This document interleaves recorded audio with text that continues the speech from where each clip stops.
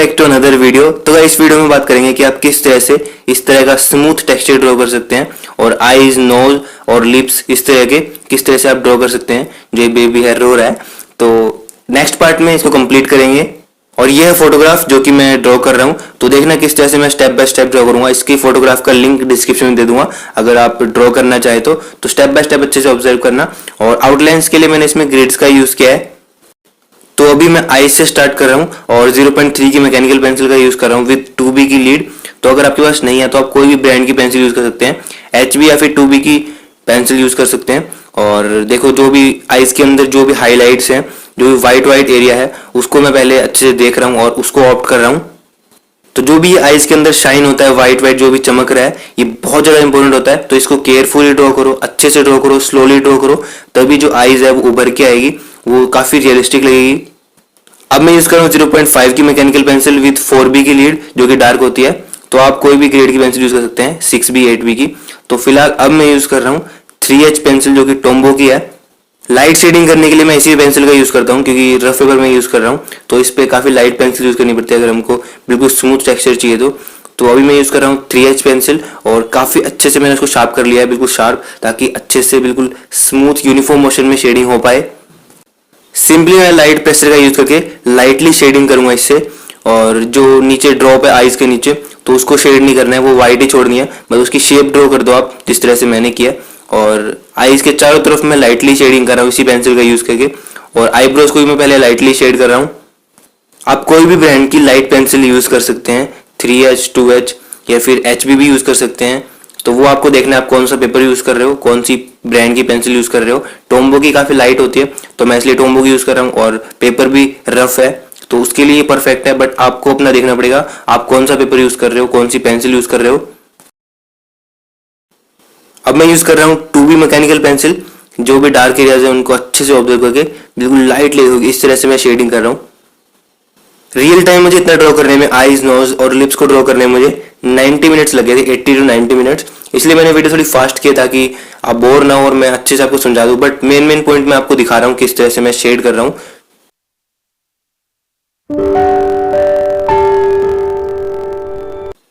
Second I को भी मैं वैसे ही ड्रॉ करूंगा। पहले मैं मैकेनिकल पेंसिल का यूज कर रहा हूँ 0.3 की, और जो भी हाईलाइट्स वगैरह हैं उसको अच्छे से ऑप्ट कर लेता हूँ।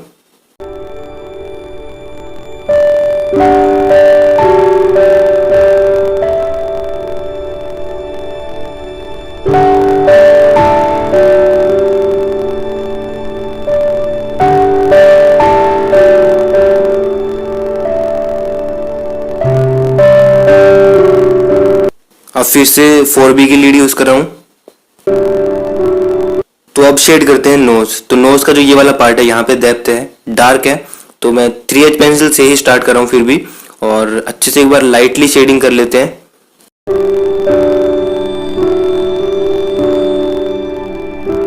रेफरेंस फोटोग्राफ में देखो नोज के जो ऊपर वाली साइड है वहां आपको हाईलाइट्स दिख रहा है, व्हाइट एरिया दिखा है, तो वहां पे मैं बिल्कुल भी शेडिंग नहीं करूंगा, उसको मैं व्हाइट ही छोड़ दूंगा ताकि हाईलाइट काफी अच्छे से लगे।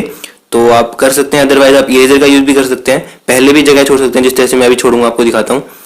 तो ये कुछ इस तरह से मैंने बीच में जगह छोड़ दी है व्हाइट, क्योंकि हाईलाइट से रेफरेंस फोटोग्राफ में जैसे कि आप देख सकते हैं।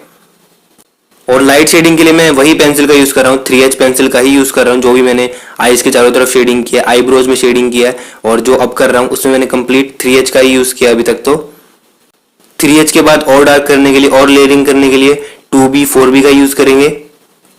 बट मैंने अभी तक बिल्कुल भी ब्लेंड नहीं किया है, क्योंकि शेडिंग काफी ज्यादा इंपॉर्टेंट है। शेडिंग अच्छे से देखो आप किस तरह से मैं कर रहा हूँ, ब्लेंड तो उसके बाद भी कर लेंगे।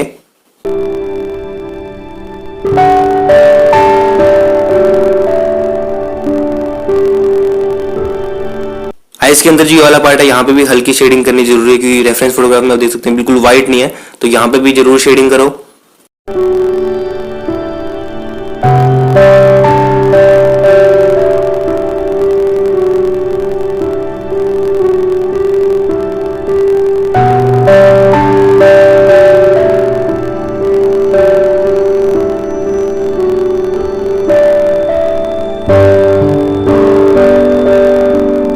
अब फिर से 0.3 की मैकेनिकल पेंसिल विद 2B की लीड का मैं यूज कर रहा हूँ। और जो नोज का ये वाला पार्ट है जहाँ पे डेप्थ है, डेप्थ मतलब गहराई, जो भी डार्क एरियाज है यहाँ पे, तो उसको मैं अच्छे से शेड कर रहा हूँ पहले लाइटली। प्रेशर का अप्लाई नहीं करना है। काफी लोगों को मैंने देखा है जो प्रेशर का अप्लाई कर देते हैं नोज में, जो भी डेप्थ वाले एरिया होते हैं, तो बिल्कुल लाइटली ही करो, लेयर बाय लेयर करो। और अब यहाँ पे यूज कर रहा हूँ मैं 4B की लीड 0.5 की, क्योंकि यहाँ पे और डार्क है, तो आप देख सकते हैं अपने हिसाब से, वो आपको एक्सपेरिमेंट करने पड़ेंगे, देखने पड़ेंगे। और मैं मैकेनिकल पेंसिल का यूज इसलिए करता हूँ ज़्यादा, क्योंकि ज़्यादा शार्प नहीं करना पड़ता है और अच्छे से एक ही लीड से काफ़ी अच्छे से मैं शेडिंग कर पाता हूँ। नॉर्मल पेंसिल को तो काफ़ी ज़्यादा शार्प करना पड़ता है, तो इसीलिए मैं यूज़ करता हूँ। अदरवाइज आप कोई भी पेंसिल यूज़ कर सकते हैं, मैथड यही रहेगा।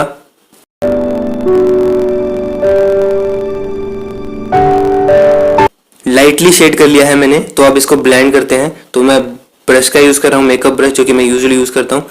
तो बिल्कुल लाइट प्रेशर के साथ इसको ब्लेंड करना है, ज़्यादा प्रेशर का अप्लाई नहीं करना है, नहीं तो शेडिंग खराब हो सकती है। पेपर भी रफ है, तो एक बार ब्रश को भी आप साफ कर सकते हैं। अगर आपने पहले यूज किया है चारकोल में डार्क एरियाज में तो खराब कर सकता है, तो पहले एक बार साफ कर लो, उसके बाद ही ब्लेंड करो। जो भी मैंने शेडिंग किया उसके ऊपर से बस सिंपली ब्लेंड करना है।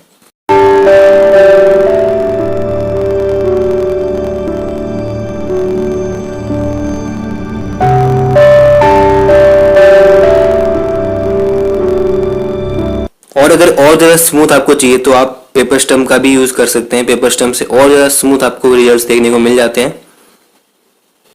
बट ज़्यादा लार्ज एरियाज के लिए यूज मत करना, लार्ज एरियाज के लिए ब्रश का ही यूज करना। और छोटे छोटे एरिया जैसे कि नोज के चारों तरफ हो गया, तो इस तरह से आप यूज कर सकते हैं। काफ़ी स्मूथ आपको ब्लेंडिंग मिल जाती है इसका यूज करके।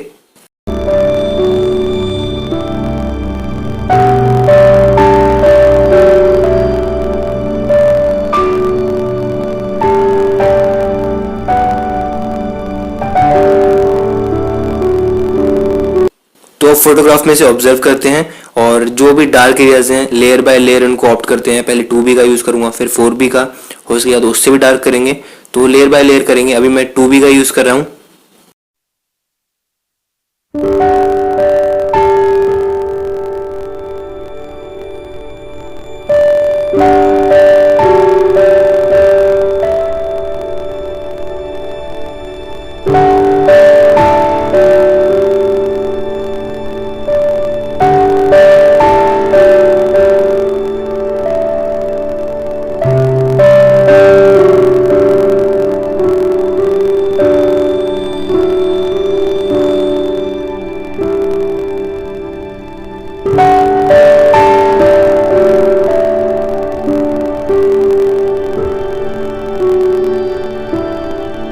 तो शेड करके मैंने ब्लेंड कर लिया। अब जो भी आईज के अंदर हाईलाइट्स वगैरह हैं और जो भी चमक रहे हैं एरियाज, उनको आप ऑप्ट करने के लिए टॉम्बोज इरेजर का यूज कर सकते हैं, नीड इरेजर का यूज कर सकते हैं, या फिर व्हाइट जेल पेन का भी यूज कर सकते हैं। ज्यादा इरेजर का यूज करना, व्हाइट जेल पेन का यूज कम से कम करना, जैसे कि मैंने आपको बताया था।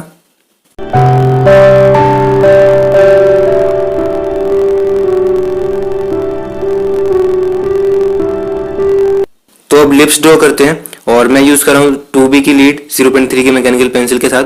तो पहले लाइटली एक बार शेड कर लेते हैं जो भी डार्क एरियाज हैं, और थोड़े वियर्ड से हैं लिप्स और जो माउथ वगैरह है, जीभ भी दिख रही है इसमें, तो वो हमको ऑप्ट करनी पड़ेगी। तो मैं फर्स्ट टाइम इस टाइप का कुछ ड्रॉ कर रहा हूँ, तो मैंने थोड़ा बहुत ग्रिड्स का यूज किया था। और वो बच्चा रो रहा है बेचारा, क्योंकि आपने अभी तक मेरे चैनल को सब्सक्राइब नहीं किया होगा, इसलिए रो रहा है, इसलिए कह रहा था मुझे। तो सब्सक्राइब कर देना अगर आपने अभी तक नहीं किया। मैं बोल दूंगा ऐसे नहीं। तो हाँ, अभी मैं यूज कर रहा हूँ 2B की लीड, और जैसे कि मैंने आपको बताया बिल्कुल लाइटली शेडिंग कर रहा हूँ।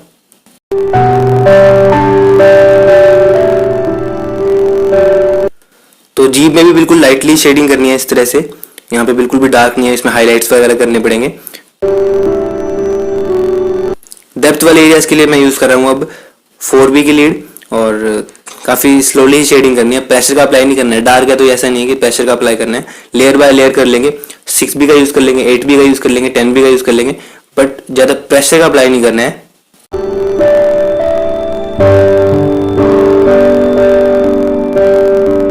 Now I am using again 3H pencil, और पेंसिल अच्छे शार्प जरूर करनी है अगर आपको बिल्कुल स्मूथ यूनिफॉर्म मोशन में शेडिंग चाहिए तो कुछ इस तरह से मैं अभी लाइटली ही शेडिंग कर रहा हूँ।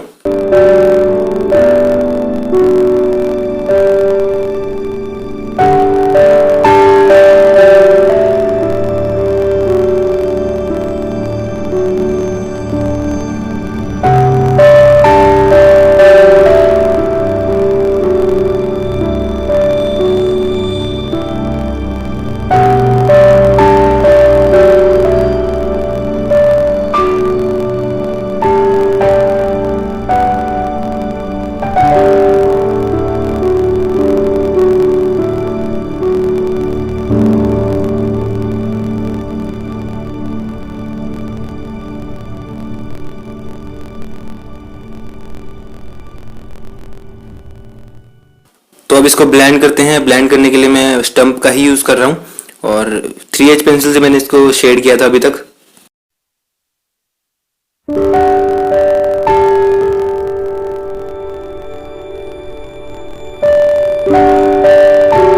जहां पर आपको लाइटली ब्लेंड करना हो, आपको लगे कि स्टम्प से ज्यादा डार्क हो जाएगा, तो वहां पे आप ब्रश का यूज कर सकते हैं इस तरह से।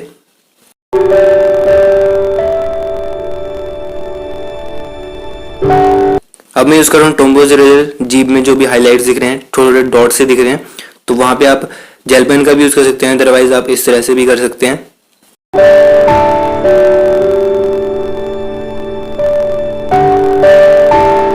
अब अगेन 2B की लीड का यूज कर रहा हूँ और अच्छे से ऑब्जर्व करके जो भी डार्क एरियाज है लिप्स में, छोटे छोटे डार्क एरियाज होते हैं, छोटे छोटे पार्ट में होते हैं, तो उनको आपको शेड करना काफी ज्यादा इंपॉर्टेंट है, तभी जो 3D लुक आएगा।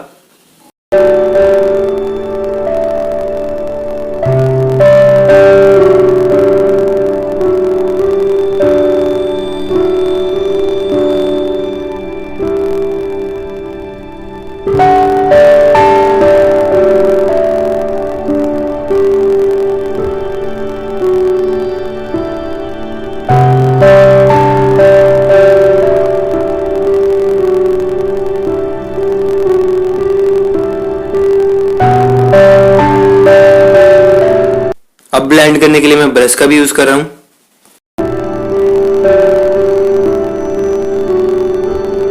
नोज में अभी और डार्क करना है, जो भी ये डेप्थ वाले एरिया है नीचे और साइड में, तो इनको अभी और डार्क करेंगे।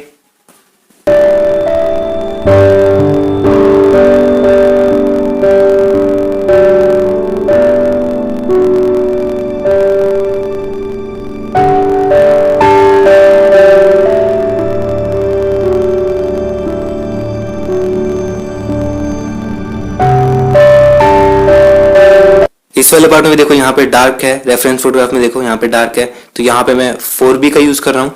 तो इसी तरह से बिल्कुल अच्छे से ऑब्जर्व करके अगर आपको करना है तो ही रियलिस्टिक ड्रॉ हो पाएगा। टाइम लगता है इसको ड्रॉ करने में, अच्छे से देखना पड़ता है कहाँ पे डार्क एरियाज है, कहाँ पे लाइट है, कहाँ पे हाईलाइट्स है, और ज्यादा मुश्किल नहीं है, बस आपको अच्छे से ऑब्जर्व करके शेडिंग करनी है।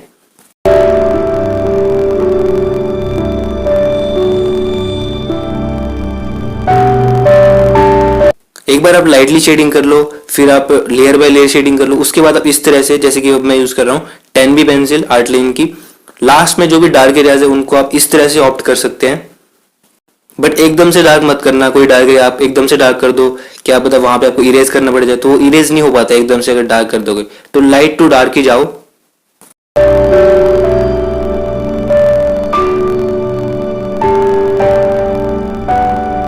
सो हाँ गाइज, ये कुछ इस तरह से ड्रॉ हो चुका है रियलिस्टिक। स्टेप बाय स्टेप मैंने आपको बताया किस तरह से आप ड्रॉ कर सकते हैं, काफी इजी है अगर आप पेशेंस रखेंगे, इस तरह से ड्रॉ करेंगे तो।